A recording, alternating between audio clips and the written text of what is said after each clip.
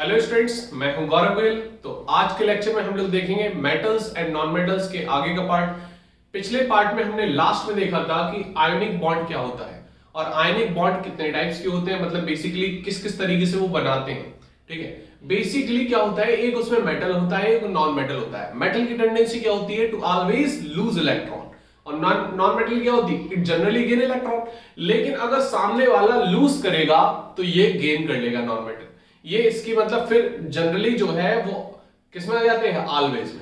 अगर सामने वाला मेटल है तो मतलब सामने वाला लूजिंग इलेक्ट्रॉन कैटेगरी का आता है। तो क्लियर हुई बात करी। तो यहां पर जो आयनिक बॉन्ड में हमने देखा था, ट्रांसफर ऑफ इलेक्ट्रॉन से एक कैटायन बन रहा था, एक एनायन बन रहा था, और उसमें इलेक्ट्रोस्टैटिक अट्रैक्टिव फोर्स हो रहा था, and that is called ionic bond. Clear, ये हमारा आयोनिक बॉन्ड था। उसकी हमने प्रॉपर्टीज देख ली थी, यूजेस भी देख लेते लगभग। ठीक है, आज के लेक्चर में हम देखेंगे और भी दो टाइप के बॉन्ड हमने डिस्कस किए थे, दैट इज कोवैलेंट बॉन्ड। कौन सा bond? Covalent bond. Covalent bond. Covalent bond क्या होता है? देखो बेसिकली ये बॉन्ड तो हमने डिस्कस कर लिया था, लेकिन यहां पर हम देख लेते हैं ये जो बॉन्ड है, ये कार्बोनेट्स कंपाउंड में हमने डिस्कस कर लिया था। ये जो बॉन्ड है ये दो नॉन मेटल के बीच में जनरेट होता है, और इसमें क्या होता है, म्यूचुअली शेयरिंग होती है इलेक्ट्रॉन्स की। क्या होती है? म्यूचुअली शेयरिंग होती है इलेक्ट्रॉन्स की। Mutually sharing of electrons. Mutually sharing of electrons. Clear, electrons की म्यूचुअली शेयरिंग होती है। और अगर दो इलेक्ट्रॉन की शेयरिंग हुई, दो इलेक्ट्रॉन की शेयरिंग हो रही है, ठीक है, mutually sharing of electron between non metals, between two non metals, या नॉन मेटल्स बोल दो सीधे, बिटवीन नॉन मेटल्स। क्लियर, यहां पर अगर दो इलेक्ट्रॉन की शेयरिंग हो रही है तो हमारा सिंगल बॉन्ड बनेगा। कौन सा बॉन्ड? Single bond. क्लियर हो रही बात की नहीं? यहां पर लिख सकते हो सिंगल बॉन्ड बनेगा। क्लियर, जैसे कि हम बात कर ले, एग्जाम्पल में हम देख ले, H2 ऐसे बनाता है, Cl2 ऐसे बनाता है, HCl ऐसे बनाता है। क्लियर, तो ये सिंगल बॉन्ड है, पहली कैटेगरी है। क्लियर, जब हम बात करते हैं 4 इलेक्ट्रॉन की शेयरिंग हो रही, मतलब 2 इलेक्ट्रॉन A देगा और 2 इलेक्ट्रॉन B देगा, तो यहां पर 4 इलेक्ट्रॉन शेयरिंग, ठीक है, sharing of 4 electrons form double bond. क्या बनाता है? डबल बॉन्ड बनाता है। बोलो, इतनी बात क्लियर हो रही? क्या बना देगा? Double bond. क्लियर, इतनी बात समझ में आ गई? ये हमारा है दूसरा कॉन्सेप्ट। एग्जाम्पल क्या है? एग्जाम्पल जैसे हम बात करें O double bond O। Clear, O double bond O, that is example of double bond. हम बात करें अब ट्रिपल बॉन्ड की।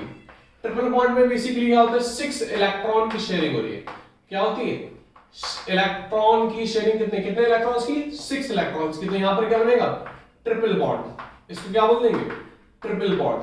बोलो, इतनी बात क्लियर है? यहां पर जैसे एग्जांपल हम ले लें नाइट्रोजन के बीच में, ठीक है, ट्रिपल बॉन्ड। कार्बन नाइट्रोजन के बीच में भी बनता है ना ट्रिपल बॉन्ड, साइनाइड में, तो इसको बोल देते हैं हम ट्रिपल बॉन्ड।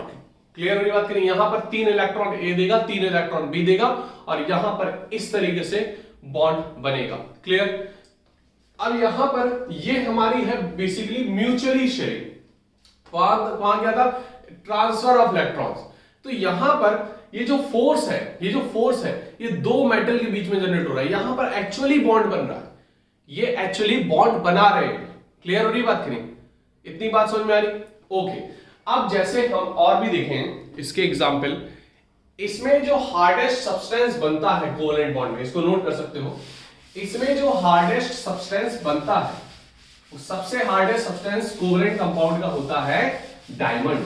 डायमंड एक कोवैलेंट कंपाउंड है, कोवैलेंट एलिमेंट बोल दो। क्लियर, कोवैलेंट एलिमेंट,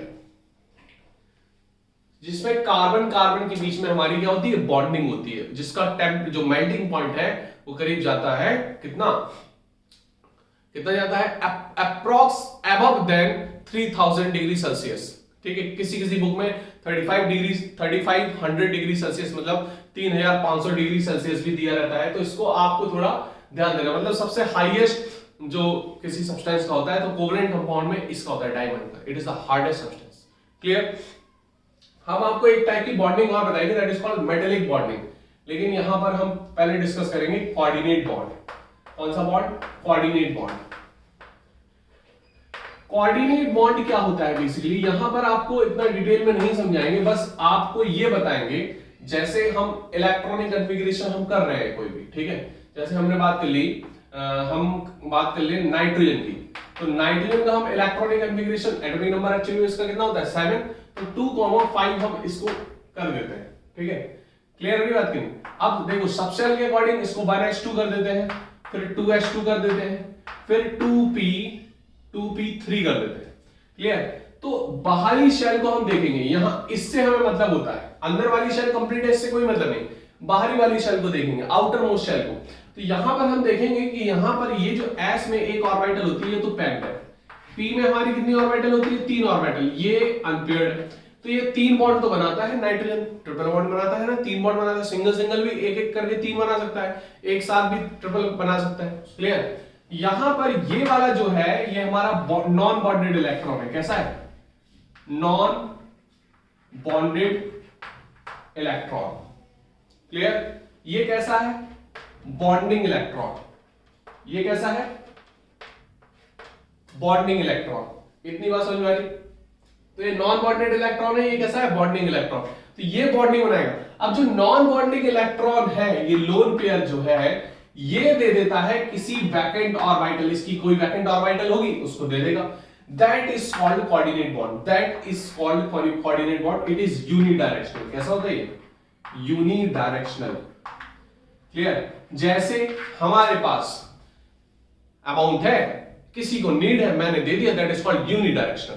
अब दोनों ने मिलकर कोई चीज खरीदी, दोनों ने रुपए मिलाकर कोई चीज खरीदी, that is called mutually sharing, that is called mutually sharing, that is called covalent bond, that is called covalent bond. इतनी बात क्लियर है? यहां पर ये केवल हमें इतना चीज समझना है कि नॉन बॉन्डेड जो इलेक्ट्रॉन है, इलेक्ट्रॉन जो पेयर है, जो बॉन्डिंग नहीं बनाता है, वो डोनेट करता है किसी वैकेंट ऑर्बिटल, किसी दूसरे एटम के वैकेंट ऑर्बिटल में, एंड दैट इज यूनिडायरेक्शनल। इस तरीके से एरो से डिनोट करते हैं इसको, क्लियर? इतनी बात समझ में आ रही है आपको? ये 10th क्लास में बेसिकली है नहीं है, लेकिन हमने आपको आइडिया थोड़ा बता दिया। हम बात करते हैं मेटेलिक बॉन्डिंग की। एक टाइप की बॉन्डिंग और है, that is called metallic bonding. अब देखना एक चीज, मेटेलिक बॉन्डिंग क्या होती है, एक रफ आइडिया आपको दे दे। मेटेलिक बॉन्डिंग या मेटेलिक बॉन्ड, देखो बेसिकली क्या होता है, जब मेटल्स होते हैं, मेटल्स क्या करते हैं? Always loose electron. इनकी कैटेगरी क्या होती है? ये हमेशा इलेक्ट्रॉन को क्या करते हैं? त्यागते हैं। इतनी बात क्लियर है? तो यहां पर अगर कोई मेटल है, जैसे हम बात कर ले आयरन की, लोहा, तो लोहा लोहा जुड़ा कैसा रहता है? आयरन में एटम्स जुड़े कैसे रहते हैं? उसमें और तो कोई अदर सब्सटेंस नहीं होता, कोई फॉरेन एलिमेंट नहीं होता, केवल और केवल आयरन होता है। तो उसमें बॉन्डिंग किस तरीके से होती है? What is the main function behind that bonding, है ना?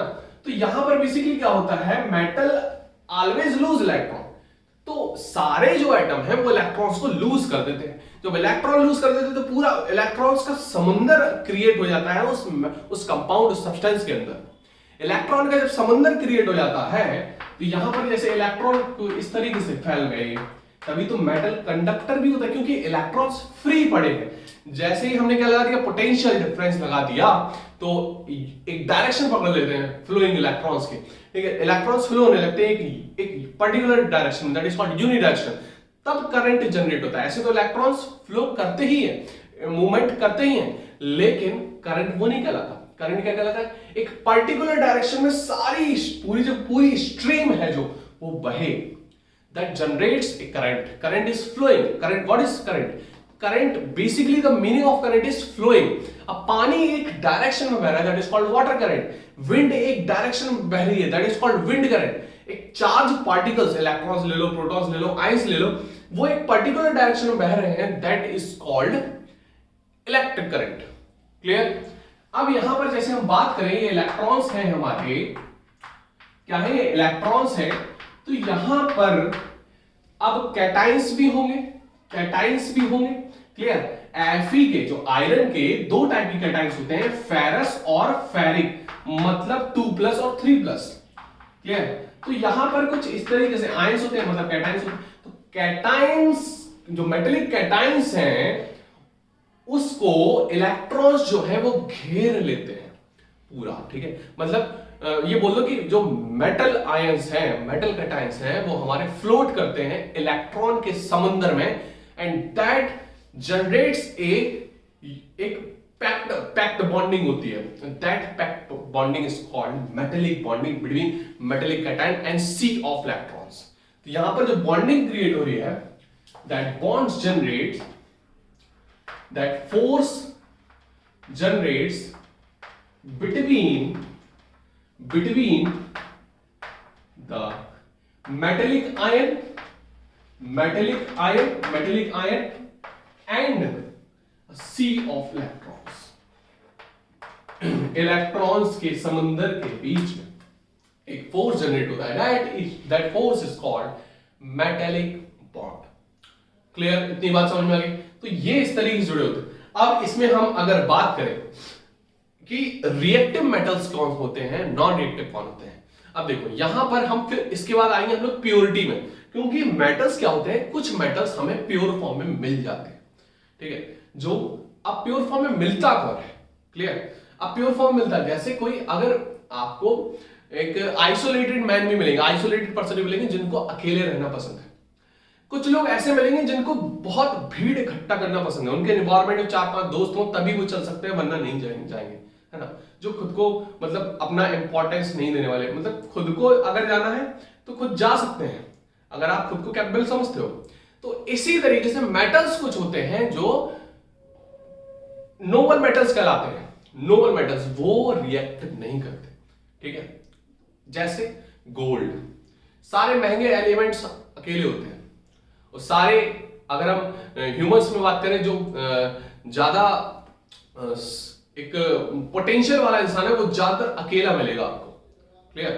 तो यहां पर अगर हम बात करें नोबल मेटल्स की जो हमें प्योर फॉर्म में मिल सकते हैं, देखो जरा कॉपर हमें प्योर फॉर्म में मिल जाता है ना, तांबे का लोटा में प्योर फॉर्म में मिल जाता है, ठीक है। हम बात कर ले किसी भी चीज की, जैसे हमने गोल्ड की बात कर ली, हम चांदी की बात कर ले, हम मरकरी की बात कर ले जो हमारा थर्मोमीटर में होता है, हम बात कर ले प्लैटिनम की, द मोस्ट अनरिएक्टिव मेटल, सबसे महंगा एलिमेंट भी है प्लैटिनम, मतलब ये किसी से रिएक्ट ही नहीं करता प्लैटिनम, ठीक है। सबसे हार्डेस्ट एलिमेंट है, सबसे हार्डेस्ट, क्लियर?